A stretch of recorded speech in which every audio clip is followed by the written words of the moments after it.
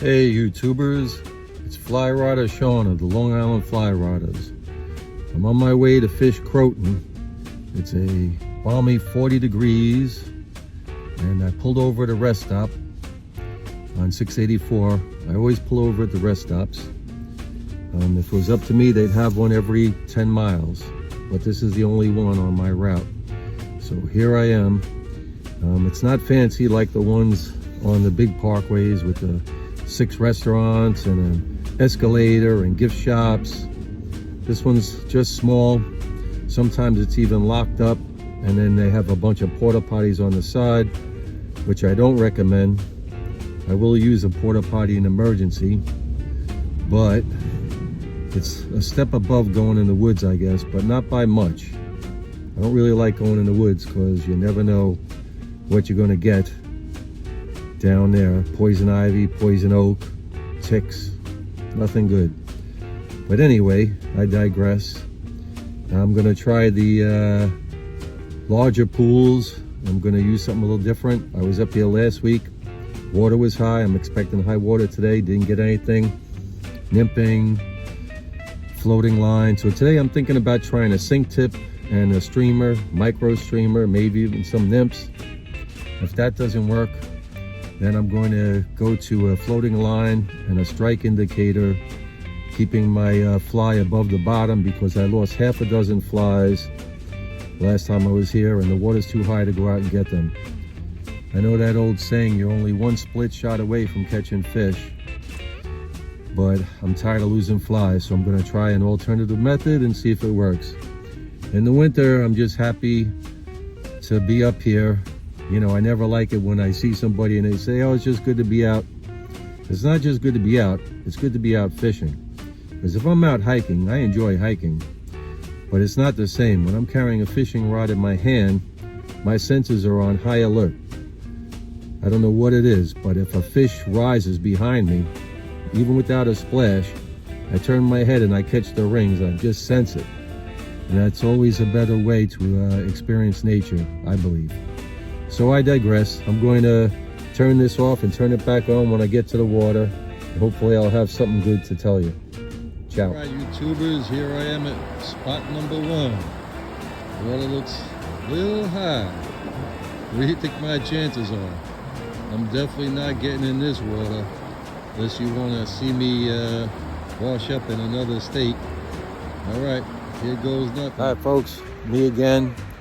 I'm on a calmer section of the water, I believe. I'll show you a picture here.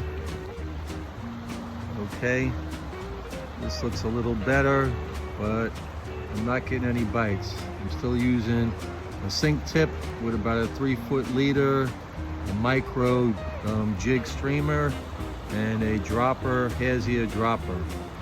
So far, not having a lot of success, but I met a guy down here who likes a Euro nymph, and he says he does pretty good. So I don't know. Euro nymphing, should I take the bait? Still deciding. I don't know. I have trouble not breaking 9-foot rods. A 10-foot, 10.5-foot rod could be a problem. I'll keep you posted. All right, YouTubers, I guess that's it for me today. Wish I could say I had a productive day on the water, but unfortunately I did not. I guess the stars weren't lined up in my favor, but I did have a semi-productive day because I met another fisherman over here who proceeded to tell me all about the wonderful intricacies of Euro nymphing. And he had a bunch of flies that he tied up himself, and he didn't have a fly that was smaller than a size 20. And I have to admit, I was a little bit skeptical, but we went down to the same area of water.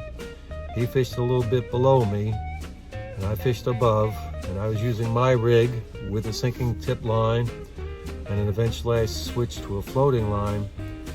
But he managed to grab 4 trout, one of which I saw was at least 17, 18-inch fish. And watching him fish was really a lesson in itself. So I think I'm going to end up getting a Euro nymphing rod. I'm going to give in to the dark side because the straight nymphing is just not being as productive as I'd like it to be.